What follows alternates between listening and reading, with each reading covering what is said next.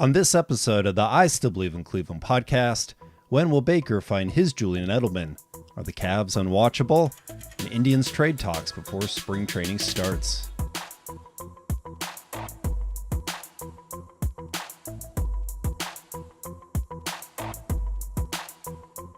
All right, we are back after a very fun weekend of NFL football. We also had some not so fun Cavs games. So let's just kick it off into our first topic. The Patriots are headed back to the Super Bowl.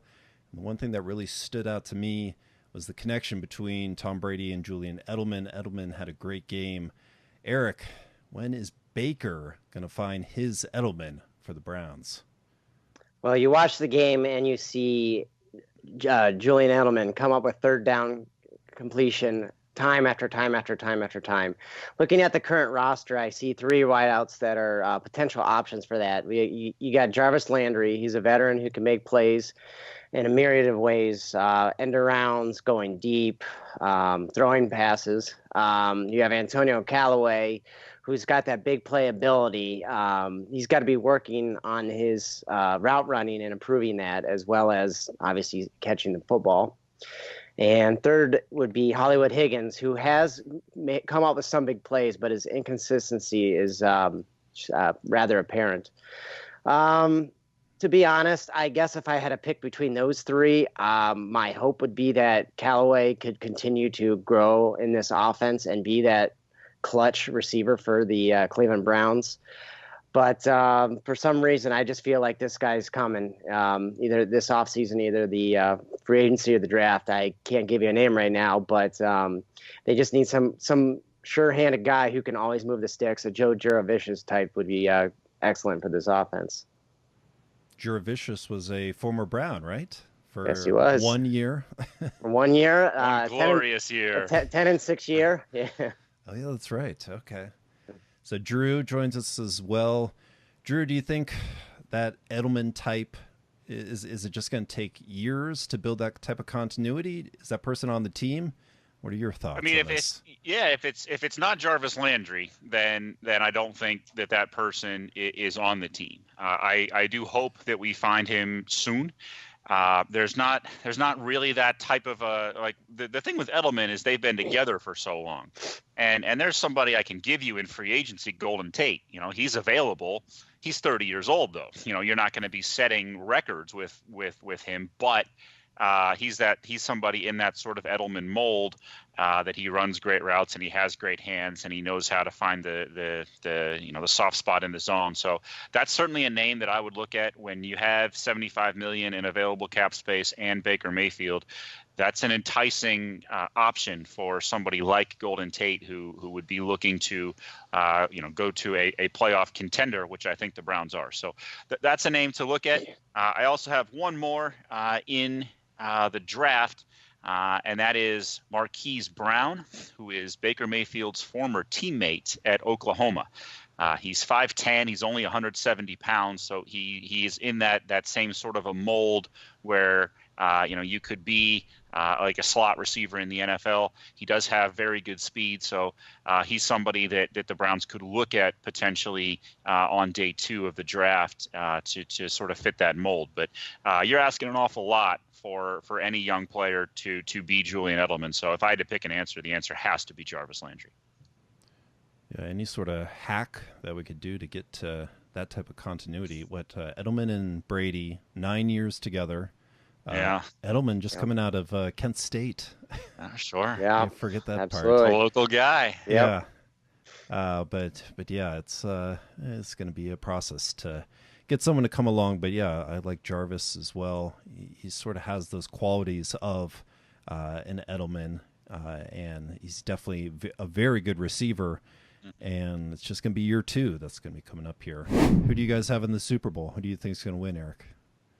It's hard to bet against Tom Brady and the Patriots. Somehow the Eagles pulled it out, but I got to go with the Patriots in this one. I just think ridiculously last week they had their chip on the shoulder. It was the first time they were underdogs in any single game in over 4 years. They're probably going to be the favorites, but they're going to come up with some thing, us against the world mentality, and that's going to be enough. Yeah, the poor New England Patriots, the team that everybody thought that was just dead in the water, that nobody believed could possibly put together a good season. Get over yourselves.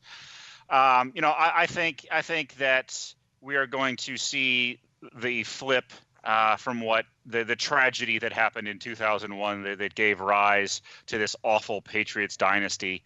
They took that from the greatest team on turf, and I think the Rams franchise, obviously in a different city now, but I think the Rams franchise takes it back from them. I don't want to see a Rams dynasty for the next 15 years like we've seen from the Patriots, but I think that you end up with the inverse of what we saw before, with the Patriots being a favorite and the Rams pulling out the upset. It'll certainly be a feather in the cap for Sean McVay if they pull that out. Yeah. All right, but Super Bowl, a little bit of time until Super Bowl. Coming up this weekend, we've got both the Pro Bowl and the Senior Bowl. I think Browns fans might be, we'll see how much people are watching of each. Senior Bowl might be a little bit more exciting, at least for traditional Browns fans, where we're always looking forward to the draft. Eric, who are you going to be watching in the Senior Bowl, and are you going to be watching? I might record it. Might be fast forwarding through it. It seems like 5 or 6 years ago, I was watching practices saying, "Who are the Browns going to take?" We got 2 of the top 5 picks. I can't wait. It's gonna be critical. And then we come away with Trent Richardson and Brandon Whedon, or we come away with Cam Irving and Danny Shelton. I mean, but we actually have a competent GM now. But on the downside is, but doing a good job, we don't have a top 5 pick. That being said, there's two receivers that I really like that could potentially fit into a mold of a slot receiver. This would be much further down than Baker's teammate. Andy Isabella from UMass. He's getting a lot of talk, a lot of attention, 5'10", 195. The other one is a speedster, right? And he can fly, that guy. Yeah. The other one is Hunter Renfrow from Clemson. Didn't have a tremendous amount of production last year, but, they had a lot of weapons in that offense. Roughly the same size, about 10 pounds lighter than Isabella. So, like I said, if one slips third, fourth round, maybe give him a shot and see what he can do for this offense. Defensively, I like Jonathan Ledbetter from Georgia, 6'4", 280 defensive lineman. He had 6.5 tackles for loss and only 1 sack. He would likely be a rotational guy for this defensive line. I wouldn't peg him as a starter, at least day one. Somebody who could be along the line, Obi in the middle. And Christian Miller, linebacker from Alabama, 6'3", 244. Somewhat undersized, but he had 11 tackles for loss and 8 sacks this season. So pretty productive for what they asked for him. Depending on what they do with Jamie Collins, there's an opening. There could potentially be an opening at linebacker, starting role for the Cleveland Browns. And if they decide to keep him, then he'd be a great rotational guy for this defense as well. Yeah, the improving the run defense is certainly going to be one of the areas of focus this offseason. Drew, who are you going to be looking at in the Senior Bowl? Yeah, I love a good draft talk, and it's funny what Eric mentioned that we used to look forward to this event so much because it's the start of what used to be our Super Bowl, and it's crazy now that we finally have a competent man running the draft. I'm not looking forward to it as much. Yeah, I'm not. We picked 17th. We only have 1 first-round pick. What is this? Like, this is, this isn't the Cleveland Browns that I know and love, that have 3 first-round picks and they screw them all up somehow. But I say that I'm wearing my my Baker Mayfield undraftable shirt. Thank you, Colin Cowherd. The number one person I'm looking at, and the number one person we all should look at, is Nasir Adderley, the safety from Delaware. He's a really good safety. He's sort of the hybrid mold. He can play deep zone. He's fast. He can tackle well. He can deliver a really big hit. But the reason that I'm focused on him is because he's been playing against FCS competition, and when you get guys like that in the Senior Bowl, it becomes very apparent that people that can hang with the best and that are deserving of these high round grades versus guys that only looked good because of the competition they went up against. So he's certainly somebody I'm looking forward to. The other guy is Montez Sweat from Mississippi State. He's an edge rusher. He would be a defensive end for the Browns. And he's somebody who can really rush the passer. We need somebody else that can spell Myles Garrett, that can spell Jannard Avery, and they can spell Emmanuel Ogba. We only have 3 edge rushers right now on the team, and one of them's a linebacker who doesn't even really play defensive end. So it's certainly a position. It's maybe not of need because he wouldn't be starting, but he would get plenty of snaps, and I would look for someone like that. I don't know if he'll be available in the second round, so it's a question of he's probably not value pick at 17, but if he's there in the second round, he's somebody that I'd be looking at. All right, we will count on you to go to the Delaware Pro Days. A trip back to the alma mater there. All right, so speaking of what we're wearing, Eric has got the Ohio State sweatshirt on. Another topic in the college football world for Buckeye fans especially is some of these quarterback transfers. We've seen Tate Martell go down to Miami of Florida, and we've seen Justin Fields, the other Miami. And we've also seen Justin Fields join the Buckeyes. I just saw that he is a part of the Buckeyes spring roster. Pretty exciting for the Bucks. Eric, since you're wearing the sweatshirt, what do you think about Justin Fields? Is he going to be on that same level as Trevor Lawrence and Tua Tagovailoa? Well, the question everybody was asking Tate Martell is, what you going to do, brother, when Justin Fields comes in on your campus? And the answer is go about run wild on you. Go about 5 states south of here and leave, because I don't want to compete. That was really disappointing. But, you do what you got to do. If he wanted a guaranteed spot, he gets his guaranteed spot. As far as Justin Fields goes, he came into college rated as one of the highest passers in the nation, one of the top recruits overall. So, I think he can get to Tua. I don't have his last name pronounced as well as you. Oh, man. He could get to that level at some point. I don't see it immediately. I think he could improve quickly, though. Looking at his weapons, he's got J.K. Dobbins and insert great running back freshman, because Mike Weber's gone, but they're just going to keep plugging away. And so that's going to take a lot of pressure off him. Same way Cardale Jones used Ezekiel Elliott. I'm not saying Dobbins and the tandem of him will be Ezekiel Elliott, but I'm sure they're going to have a great back this year.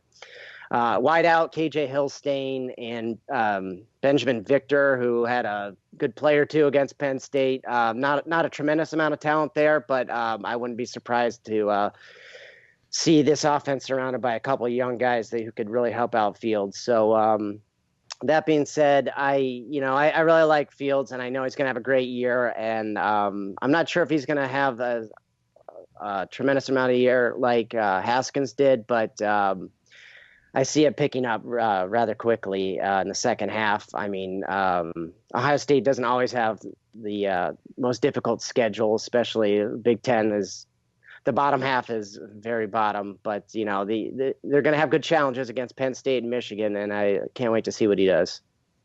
Yeah, what do you think about that, Drew? Is Fields going to compete with even Haskins' numbers from the previous year? Even though Haskins had incredible numbers this past year, how do you think he's going to fare?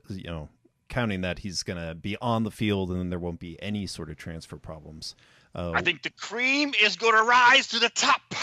Oh, yeah. I think, I mean, if you're asking, is he the same pro prospect as a Trevor Lawrence? The answer is no. Trevor Lawrence is Andrew Luck type of a pro prospect. He will absolutely be the number 1 overall pick whenever he decides to come out.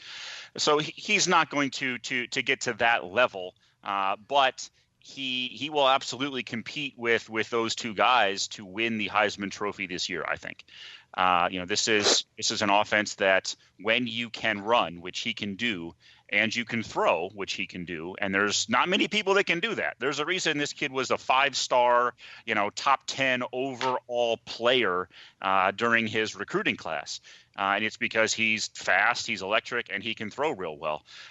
So I'm really looking forward to it. I don't know as much about the Ohio State Buckeyes roster as Eric does, but I'm really excited to see this kid play. I have no ill will towards Tate Martell. It was his dream to play for the Buckeyes, and unfortunately for him, he got behind Dwayne Haskins, who's a first-round draft pick quarterback, and he got behind Justin Fields, who's a 5-star top 10 recruit, and not everyone gets to play quarterback here. So I think Tate Martell is going to be very good at Miami, at the other Miami, and Florida, I think Florida. I think that looks good on the Buckeyes. That these guys can come here and like Joe Burrow, right? They can come to Ohio State. They can learn. They can get better. Ohio State has no problem letting them transfer. They don't have to sue people like people have to get out of the SEC. And he's going to be good for Miami, and that is a good thing for Ohio State. Short of Tate Martell beating the Buckeyes somehow in a playoff game. I see nothing wrong with him moving there to pursue his dream of college football, of being a starting quarterback. And so I think it's good news all the way around. I'd like to see Tate Martell in Columbus selfishly, but I have no issue with his choice. Let's go from flying high to stumbling along the Cleveland Cavaliers. Man, it was a tough road trip. I think on our last podcast we got to talk about the best thing that happened on that road trip, the win over the Lakers, but it was 5 out of 6 losses on that road trip. And now it's been 16 losses out of their last 17 games. So many injuries. I don't know. Eric, what are you thinking about this team? If the plan's to tank, they're doing one hell of a job. They're setting out Love and Tristan, the 2 veterans, and they're playing the young guys and not too many talented guys. I'd like to see them win a couple more, but still be in that top 3, top 1 ideally. But if they can get one of those Duke guys, that's the end. That's the end goal. It's just a matter of Kobe Altman selecting the right guy in next season's draft. But yeah, the watchability factor is not good. That pass by Channing Frye to Colin Sexton a few months back, where he was not even playing, is just a microcosm of the season. Yeah, Drew, what are your thoughts on the Cavs? They have a guy who's shooting 66% from the floor, 22 points, 2 blocks, 2 steals, 9 boards in under 28 minutes per game, who might not technically be playing for them yet. Of course, I'm talking about Zion Williamson. It's going to be great when he is a Cleveland Cavalier, and I have to keep that sort of a goal in mind. If it's not him, there are other excellent options in the top 3. And I just think that that's the prize that people have to keep in mind. And Eric brought up the watchability factor. It's an excellent point. This team is unwatchable. It is terrible. The basketball is so bad. But you have to keep in mind that they're playing young players. The idea is to try to get a little better. They're not doing that, but that's the idea, is to try to get a little better. The only thing I'll say is that was an excellent game they played against Chicago. To escape from there with a loss was huge. And I think that could go potentially a long way. I know that the sort of Sam Hinkie rule, they've changed the lottery to where the top 3 teams are a little more equal to get that first overall pick, but you still have the best odds if you're the worst team. And it was between those 2 teams, and the Cavs did what they had to do to secure that spot. So I was pretty happy with that game. Yeah, it's just tough when you tune in and they're already down by 20 points, and it's throughout the entire game, 20 points down.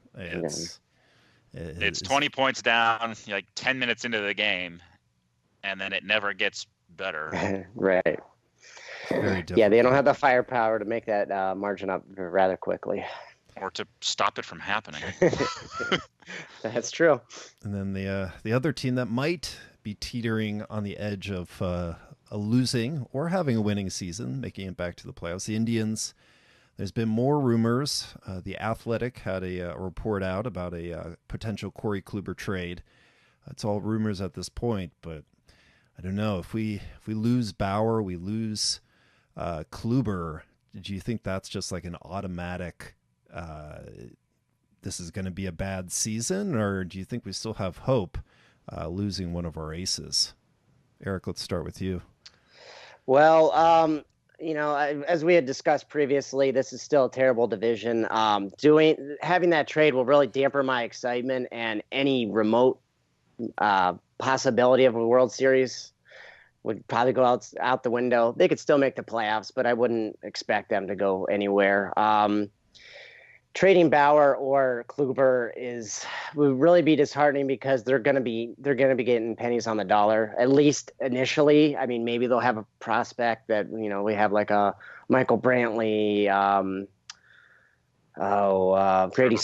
Trevor Bauer, Grady Sizemore, Carlos Carrasco. Some of those guys had been included in trades from years back. But I'm impatient. It's been 70 years or so since they've won a World Series. I don't want to wait, but so I don't want to have those chances eliminated before the season starts. And I know they're minute right now, but minute's better than zero.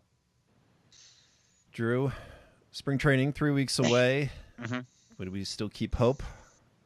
Yeah, I mean, I said it in the podcast a couple weeks back. I'll say it again. The American League Central is the worst division in professional sports, bar none.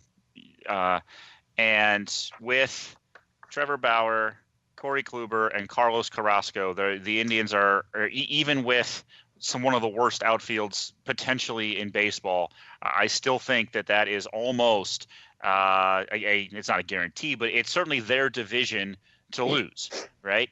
And if you don't have one of those guys, you drop down to where the rest of that awful division is, and they could still win that. But as Eric said, the only chance they have, and it is a very small chance, but the only chance they have is for Kluber, Bauer, Carrasco, Kluber, and then Bauer to somehow, of those 5 games, to win 3 of them 2-1.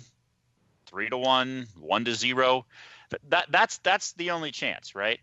And they need to somehow get 2 or 3 more bullpen arms, even for that, small possibility to happen. So it's certainly a long shot now. But if they were to lose one of those guys, it would be over for this year. But this Tribe management has proven to be pretty good about reloading, and that's what you have to be as a small market team. You can't afford to give Trevor Bauer $25 million for his one really good year, even though it was an incredible year. They can't afford that. It's not possible, and somebody will give him that money, no doubt about it. So if they determine that because of how good the rest of some of the other teams in the American League are, that they don't have a chance to win this year, and they choose to trade away these assets, I'm not going to fault them for it. They've proven that the GM, the team has proven that they know what they're doing in terms of when to re-sign someone and when to not give Carlos Santana $18 million a year. They are pretty good at this. As much as it pains us, as much as it sucks to lose great players year in and year out like we did this year, the management knows what they're doing with this. They know how to compete as a small market club. You don't see the Indians go through what the Pirates have gone through forever, just terrible, mediocre at best. So if they determine that the window has closed, this excellent 3-year run is over, that we can't extend it for one more year, so be it. I'm not going to shed a tear. It was an awesome run, and then they'll reload and they'll be back in the same spot, 4 or 5 years from now. Yeah, it's just we still have Lindor, we still have Jose Ramirez, some incredible talents. Yeah, we still have a year or so, or 2 years, or I think there's one more year. I think this is the last year of the window. Bauer might be a free agent after this, but it hurts losing the amount of people that they lost in that bullpen. If you're going to build your team around trying to win, by scoring 3 or 4 runs a game, which is what they have to be, you need to have two good bullpen arms, and I don't think they do right now. No. Well, they've got one good hand. They got one good hand. You got to hand it to them there. Yeah. Yep. You You saw got somebody to get you through 7 and 8. You saw Cody Allen departed last week. I mean, Cody Allen, 2016, that was his big loss. He's been trending downwards. But, yeah, right now they're just losing guys left and right, not even replacing them. I'm sure they will. But They'll fill out a roster. I just don't know who it's going to be. Yeah, I mean, at this point, I'm a lot of hoping and praying that some of these guys I've never heard of just come out of nowhere and play respectably or even pretty good. And that might be asking too much. I'm just talking about the bullpens. I'm not talking about the outfield. I'm talking about the outfield. That outfield's so bad. Some of those Columbus Clippers up there in Cleveland. There you go. Yeah. All right, so let's move it on to the final promo. And this one, I thought of watching the Chiefs-Patriots game. They had a shot of Lamar Hunt, and he had a statue outside of the Chiefs Stadium. It made me think I've also been to Carolina's stadium, where Jerry Richardson has one of the most ridiculous statues I've ever seen, with his pet panthers by his side. But where do you guys land on statues and Cleveland statues? And is it good to have sports statues? And let's kick it off with Drew. Statues. Absolutely, yay or it's nay? good to have sports statues. Are you kidding me, man? There's a reason people go to these games, and that's part of it is to take their picture in front of the gigantic Jim Tomei statue. I look forward to when LeBron gets his statue. I think Omar Vizquel deserves a statue. I would build a statue for Albert Bell running over that second baseman. I'd build all these things, man. Why not? I am in favor of sports statues, just pretty much top to bottom. Joe Thomas, he ought to have a statue.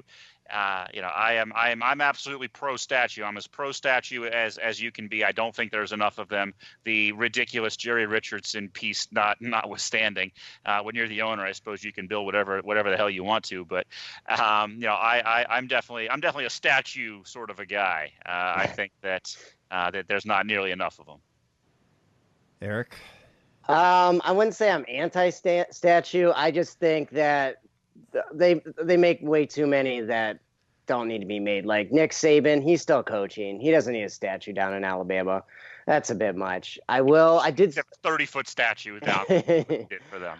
I mean, for like people that have the greatest of all time or posthumously, something terrible happened. Michael Jordan. You got the Steve Gleason one. One's pretty cool. No, Michael Jordan's still alive. He is. Yes. Well, in fact. Yes. There's a comma. Greatest of all time, comma, posthumously. Okay. But I'm fine with them. I just don't think we need to go overboard. Jim Tomei, love him. I mean, I think it's a bit early for him to get a statue, but it is what it is. They have it there. It's a nice statue. I support it, but pump the brakes, guys. I don't know. I think we leave it with our vote on an Albert Bell running over the second baseman statue. It'd be an incredible picture opportunity. Just wonderful for all the fans. Man. Put your kid right there with Albert Bell. Pretend like your kid's getting run over. Run over him. You get to be Albert Bell. Your kid's on the ground there because he just got run over. You shouldn't have been standing there. Exactly. All right, let's leave it on that. Thank you guys for joining the podcast. We will talk again next week, and go Cavs. Go Browns. Go Cleveland sports.